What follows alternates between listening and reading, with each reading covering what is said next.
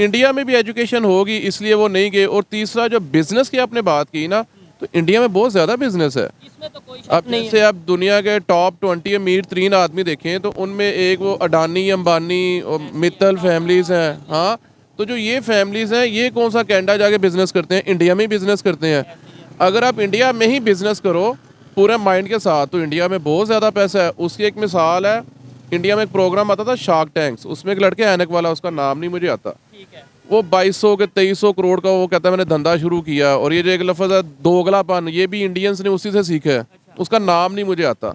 उस लड़के ने ये साल 2 साल में हज़ारों करोड़ का बिजनेस स्टैंड कर लिया, इंडिया में किया ना। जब से कनाडा और इंडिया का कन्फ्लिक्ट चल रहा है, 41 डिप्लोमेट्स को निकाला गया इंडिया से, कैनेडियन डिप्लोमेट्स को, और फिर और भी बहुत से इश्यूज चले। कनाडा ने इल्ज़ाम लगाया, निज्जर केस और ये सारे मामला।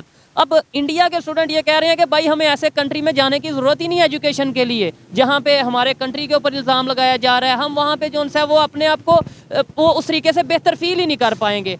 पाकिस्तान में ड्रैगन का रेट है 2500 रुपये पर केजी। कल मुझे कमेंट्स में एक भाई बता रहे थे कि इंडिया में 30 रुपये का है, लेकिन पाकिस्तान में 2500 रुपये पर केजी है। इंडिया में 30 रुपये पर केजी है। एक रिवर में एक मुस्लिम ने, एक हिंदू ने, एक क्रिश्चियन ने और एक सिख ने छलांग लगा दी। अब मुसलमानों का अल्लाह, हिंदुओं का राम और क्रिश्चियन का जीसस और सिख लोगों का बाबा जो भी गुरु नानक है वो, अब ये किसे बचाएंगे? आज वो जो सा उनमें यूनिटी भी आ गई, उनमें टेक्नोलॉजी भी आ गई, और इवन हिंदू मुस्लिम वहाँ पे ज़्यादा मतलब बड़ी तादाद में है। जो 2 नेशन थ्योरी वाला कंसेप्ट था वो भी उन्होंने जो सा रिजेक्ट करके दिखाया। वो एजुकेशन, फिर वही बात है, एजुकेशन को आप कभी साइड पे कर ही नहीं सकते। वो एजुकेटेड है, सीधी सी बात है, और उनका लेवल ऑफ एजुकेशन हम लोगों से बहुत अच्छा है। इवन दो उनका 8 क्लास का स्टूडेंट जो है ना, हमारे सेकंड ईयर की जो मैथ्स प्रॉब्लम्स हैं वो सॉल्व कर लेगा।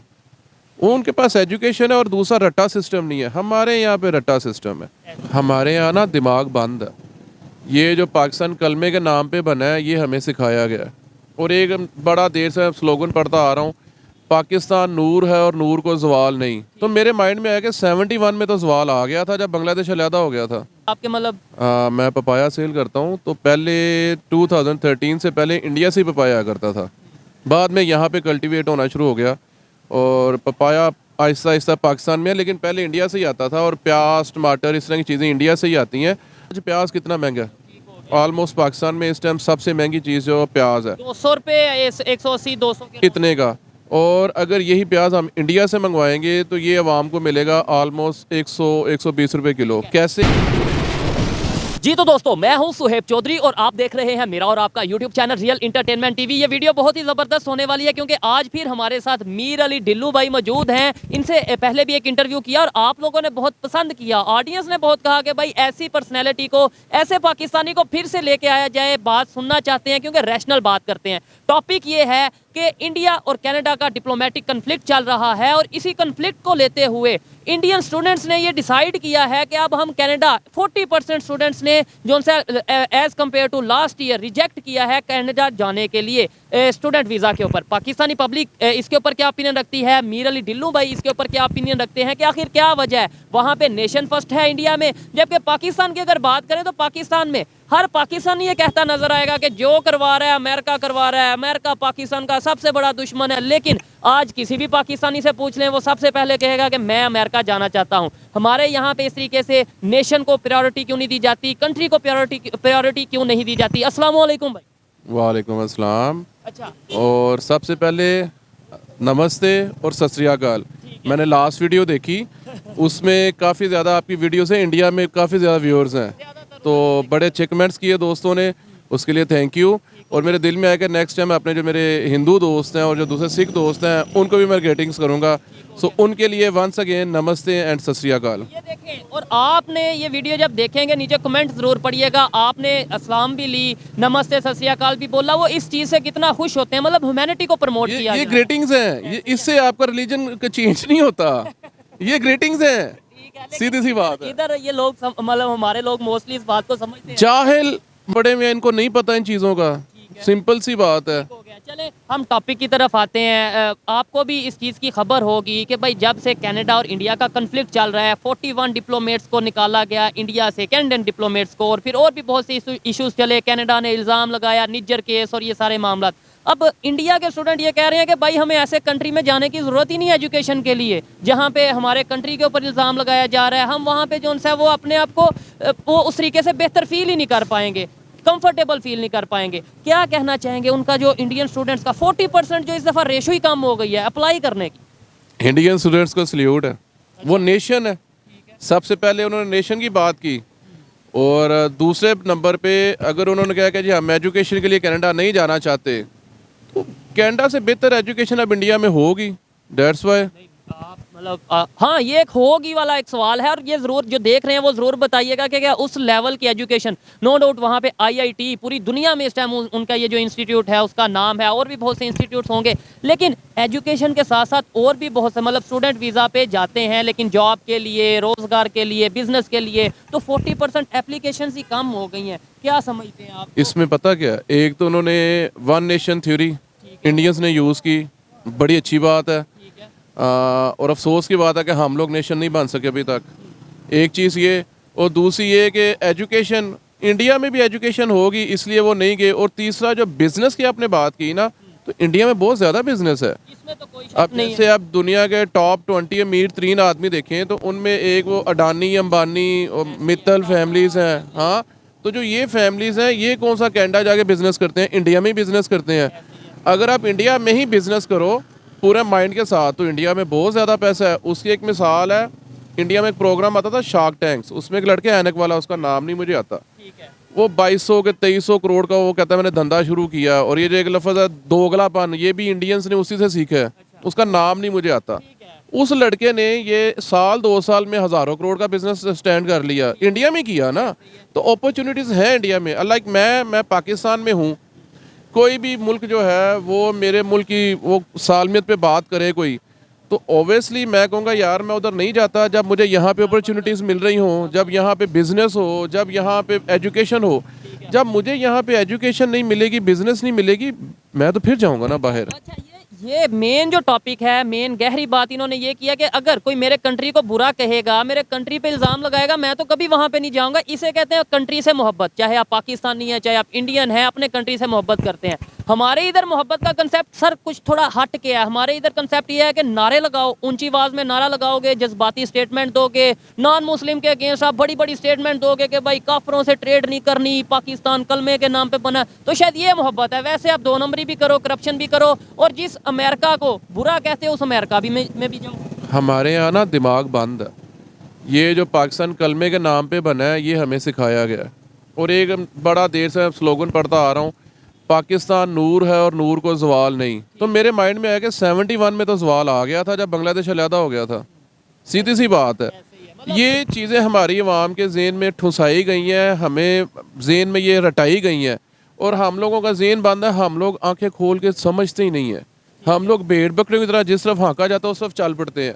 अगर हम खुद अपने ज़हन से सोचें ना तो रियलिटी कुछ और है। और उसमें मैं ये बात कहना चाहूँगा कि ना मेरा मतलब पब्लिक की अगर बात करूँगा तो पब्लिक का इतना कसूर नहीं है। जब हमें दुनिया से कट ऑफ किया गया है, हमें उस तरीके से एजुकेशन लेवल, उस तरीके से रियलिटी नहीं पता। हमें इवन ये नहीं पता कि इस टाइम कैसे दुनिया डेवलपमेंट की तरफ जा रही है, दुनिया टेक्नोलॉजी में एक दूसरे का मुकाबला कर रही है। लेकिन आज भी हम बात करते हैं कि पाकिस्तान में जज्बा बहुत है, पाकिस्तान में टैलेंट बहुत है, लेकिन वो दोनों चीज़ें हमें सिर्फ ज़ुबानी कलामी हद तक नज़र आती हैं, प्रैक्टिकली चीज़ें नहीं नज़र आती। अच्छा सर, ये अपना अमीर अली भाई, ये एक चीज़ बड़ी मैंने नोटिस की है कि पाकिस्तान में किसी से भी आप पूछ लें, मोस्टली लोग ये कहेंगे कि भाई जो पाकिस्तान में गलत करवा रहा है अमेरिका करवा रहा है, अमेरिका के कहने पे पाकिस्तान चल रहा है, ये है वो है। और कुछ इंडिया का भी कहते हैं कि इंडिया जो उनसे इन्वॉल्व है। लेकिन आज किसी को आप कह दें कि भाई अमेरिका जाओगे, आपको क्या लगता है 1 मिनट भी लगाएगा जवाब देते हुए? सारे फौरी तौर पे जाएंगे। और इसकी मैं एक और बात आपको बताता जाऊँ, हमारे मुल्क के जो बड़े बड़े मुल्लाज हैं जो अमेरिका को काफर कहते हैं और अमेरिकन चीज़ों का बाइकाट करते हैं, अगर आप हिस्ट्री चेक करो तो उनकी अपनी औलादें अमेरिका में स्टडी का उधर मतलब स्टडी वहाँ से स्टडी कर रहे हैं और वहाँ के उनके पास डॉक्यूमेंट्स हैं, जब मर्जी जाना चाहे जा सकते हैं। तो जब मुझे ये पता चला तो मैंने कहा यार देयर इज समथिंग रॉन्ग। हमें ये कहा जाता है कि अमेरिका नहीं जाना, इसका बाइकआउट करना है, तो अपने बच्चे इन्होंने वहाँ भेज दिए हैं। क्यों? तो जब ये क्यों मेरे ज़हन में आया तो फिर ठीक है। बहुत से सवाल ऐसे थे जिनका जवाब मुझे खुद से आना शुरू हो गया। और thank you so much once again audience, ये आपकी ऑडियंस है, ये मुझे अप्रिशिएट करती है। ऐसे ही है। और पाकिस्तानी ऑडियंस मुझे पागल कहती है, बेवकूफ़ कहती है, क्या तुम रियलिटी से दूर हो। हत्ता कि मुझे पता है कि मैं जो बात नज़र आती है वो करता हूँ। यहाँ पे हम लोगों के ज़हन बंद हो चुके हैं और हम लोगों के अंदर इतने गट्स नहीं है कि हम बात कर सकें ओपनली। और अमेरिका, हर बंदा यहाँ पे ना, मैंने आपको पहले अपने उलमा इकराम की बात बता दी है, अब उनको छोड़ के हर बंदा जो है ना वो अमेरिका जाने की कोशिश करेगा। एक अजीब सा सिस्टम है, जो बुज़ुर्ग लोग हैं जो कुछ नहीं कर सकते, वो मस्जिद की पहली सफ़ों में अमेरिका की तबाही के लिए दुआ कर रहे होते हैं, और उसी मस्जिद में उसकी पिछली सफ़ों पे यंगस्टर जो है अमेरिका के वीज़े की दुआ कर रहे होते हैं।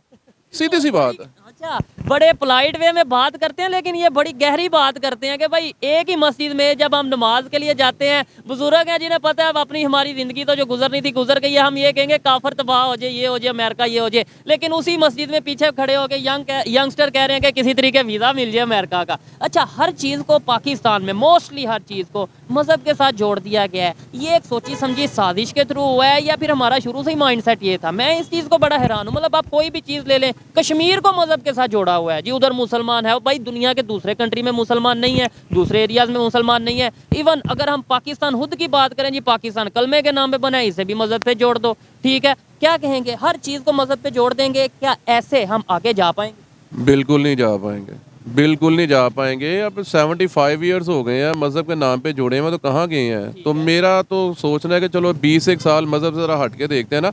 मज़हब नो डाउट हट के नहीं, मतलब छोड़ना नहीं है, सिर्फ एक वो जो एक जहादी सोच है ना, उसको छोड़ के थोड़ा एजुकेशन पे काम करके देखते हैं, मज़हब को साथ रखते हैं। व्हाट यू थिंक कि मैं मुस्लिम नहीं हूँ? अल्हम्दुलिल्लाह मैं दूसरे मुस्लिम से ज़्यादा ट्रू मुस्लिम हूँ। मेरा दीन इस्लाम। हिम्मत है सच बोलने की, इसलिए मैं समझता हूँ आप ज्यादा बेहतर हैं। एक तो ये मुझे ऑर्डर है कि सच बोलो, और दूसरा मुझे ऑर्डर है कि आपका अखलाक ऐसा हो कि दूसरा बंदा आपकी बात से खुश हो। मैं इन पे अमल करता हूँ, सिंपल। और कुछ जो थोड़े दिमाग के कम, या मतलब मैं गुस्से में या वैसे ऐसे ही कहूँगा, वो ये ये मीर अली भाई ने बात की कि भाई 20 साल मजहब से थोड़ा साइड पे होके आप चलें। उनका कहने का मतलब ये, आप इम्प्लीमेंट करें अपने मजहब के ऊपर, अपनी प्रैक्टिसेस करें, लेकिन इन चीज़ों को इन्वॉल्व ना करें मजहब के साथ, जो उनसे हर चीज़ में मजहब को ना लेके। ये इनका कहने का मतलब है। मैं क्लियर करता चलूँ, ये ना हो आप पे भी फतवा लगे। नहीं नहीं, फतवा नहीं, मैं बताता चलूँ। अल्हम्दुलिल्लाह मैं नमाजें पढ़ता हूँ 5 टाइम की। क्लियर कर ले ज़्यादा तौर पे मैं अपने मजहबी रसूमात सारी पूरी करता हूँ, बट वो मेरा पर्सनल है ना, ये चीज़ वो मेरा पर्सनल है। मैं दूसरे के ऊपर थोपता नहीं हूँ। और अगर दूसरा कुछ कर रहा हो तो मैं कभी ये नहीं, अब यहाँ पे एक सीन है कि जो बंदा नमाज पढ़ता है उसके साथ 5-6 टाइम दाढ़ी रखी हुई है, वो अपने आप को एक सुपीरियर समझता है। और यार क्यों? तुम अल्लाह मियाँ के मुंशी हो, अल्लाह मैंने तुमसे पूछ के दूसरे बंदे को बख्शना है। सारे बराबर हैं यार, पता नहीं तुम्हारी कबूल भी हो रही है कि नहीं। हम लोग जो कोई इबादत करते हैं ना, तो उसको शो ऑफ करने की कोशिश करते हैं। एक्चुअल ये नहीं है। जिस इबादत को आप शो ऑफ करते हो वो आपकी कबूल ही नहीं होती, वो फारिग हो जाती है। आपका मज़हब आपका पर्सनल है, उसको आप दूसरों पे नहीं थोप सकते, सिंपल। मैं ये कह रहा था कि मज़हब को पर्सनल रखें और थोड़ा सा माइंड खोल के ब्रॉड माइंड के साथ देखें, अपना विजन क्लियर करें और एजुकेशन के ऊपर काम करें, सिंपल। और इतना ही देख लें कि जिनको हम फॉलो करते हैं, सऊदीया की बात कर लें, इवन तुर्की की बात कर लें, वो किस तरीके से सारी दुनिया के साथ चल रहे हैं। वो टेक्नोलॉजी को साथ मतलब अपने साथ लेके आ रहे हैं, वो हर दुनिया के कंट्री के साथ ट्रेड कर रहे हैं, वो अपनी डील्स में मजहब को ला रहे हैं। वो तो इंडिया के साथ भी डील कर रहे हैं। उनमें जज्बा नहीं है।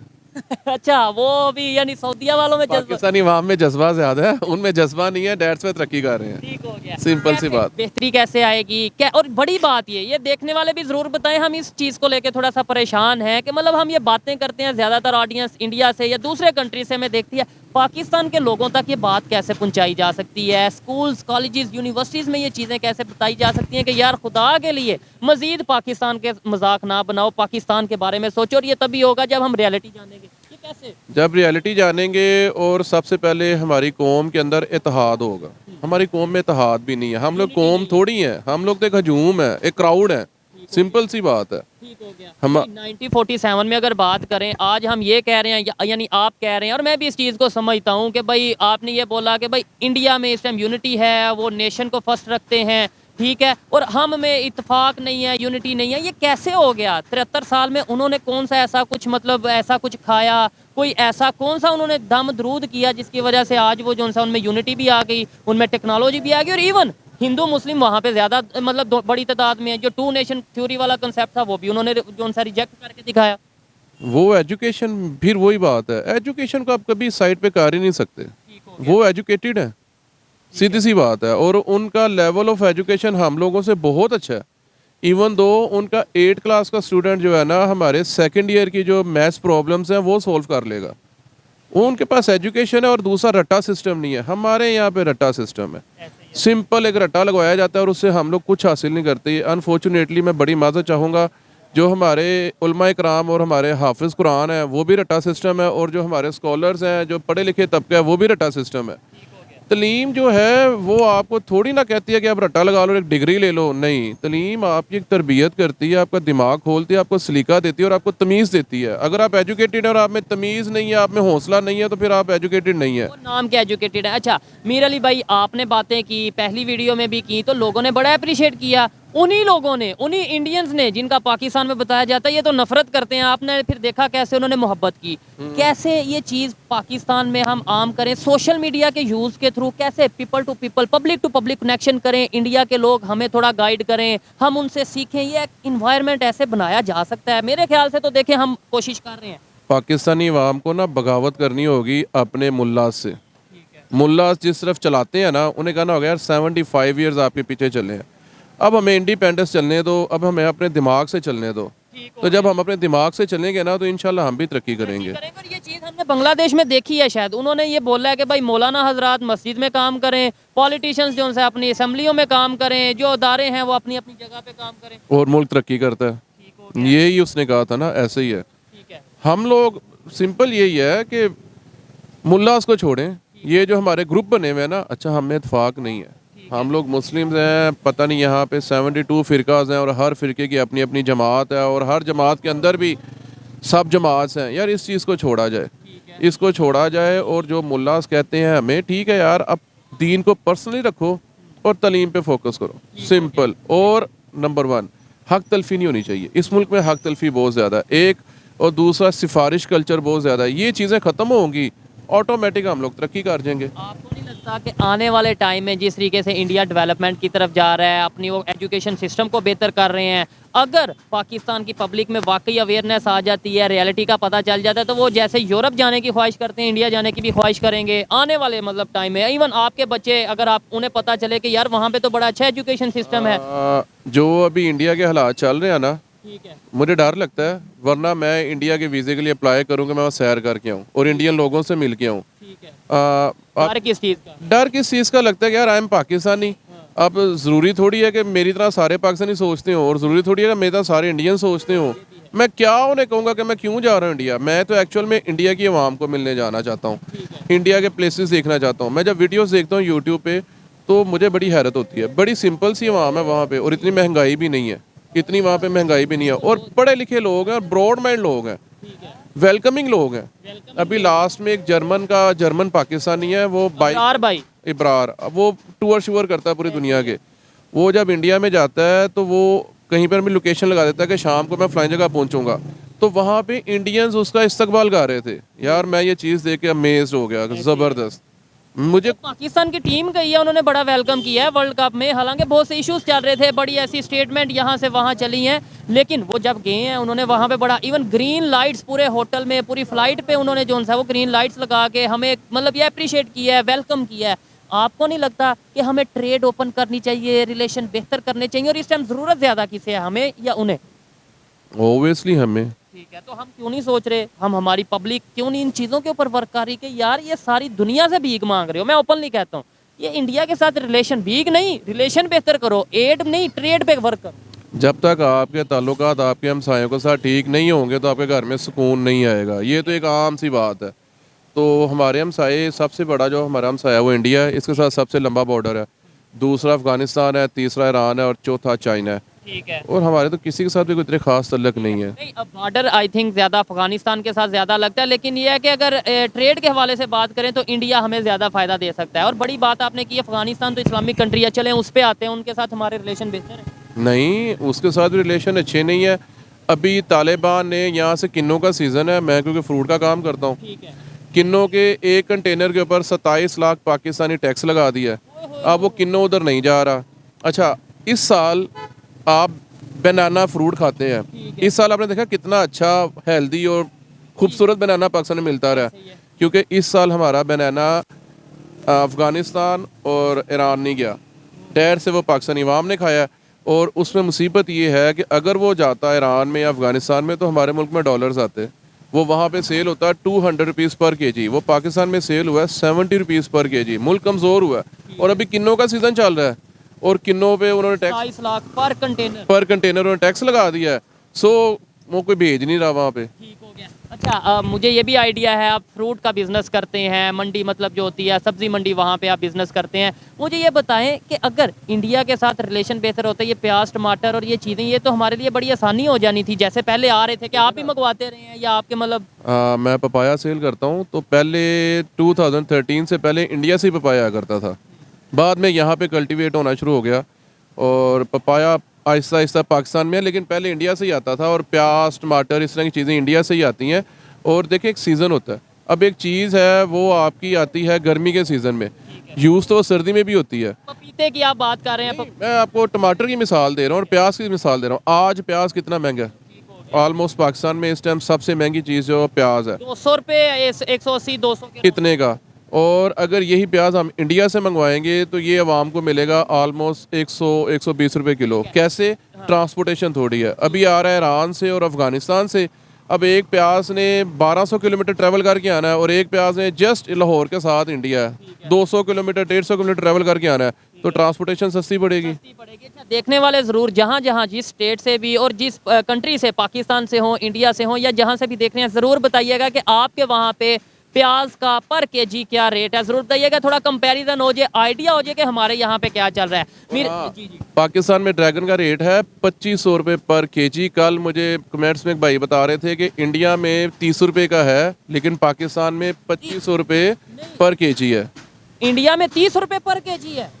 फिर ज़रूर बताइएगा, इतना फ़र्क नहीं सर हो सकता। अगर किसी भाई को ड्रैगन फ्रूट की आप बात कर रहे हैं। हाँ, ड्रैगन फ्रूट, अगर किसी भाई को इसका रेट कंफर्म करना होगा तो मैं कमेंट्स में ही जाकर ना लिंक भी शेयर कर दूंगा। ठीक हो गया, ज़बरदस्त। ठीक है जी। ऐसे ही है जी, मैं बड़ा हैरान हुआ हूँ। यहाँ पे तो रेट ये है लेकिन वहाँ पे 30 रुपया, ये आपने ज़रूर बताना है। अच्छा लगा मीर अली भाई से बात करके। कहना चाहूँगा पाकिस्तान से करप्शन खत्म होनी चाहिए। ठीक है, ये तो सबसे पहली बात। जब करप्शन खत्म होगी ना, ये करप्शन अवाम ने खत्म करनी है। इंसाफ होना चाहिए। जब इंसाफ होगा, करप्शन खत्म होगी तो ऑटोमेटिक इंसाफ होगा। ठीक है। हमारी अवाम का माइंड करप्ट है। माइंड पता कैसे करप्ट है? अब मैं यहाँ पे हूँ, मैंने रात को जाना कहीं दूर, तो मैं बस वाले को फ़ोन कर दूंगा, बोलूँगा यार मेरे लिए सीट रखनी है, वो बोलेगा यार सीट नहीं है। मैं कहूँगा यार बात सुनो, टिकट 700 का ना, मैं तुम्हें 800 दूंगा, मेरे लिए सीट रखना है। यार वो किसी और को उठा के मुझे बिठा देगा। ये भी करप्शन है। ऐसे ही है। हमें इस लेवल तक अपने को क्लियर करना होगा, साफ करना होगा, तो ऑटोमेटिक हम लोग यहाँ पे इंसाफ होगा।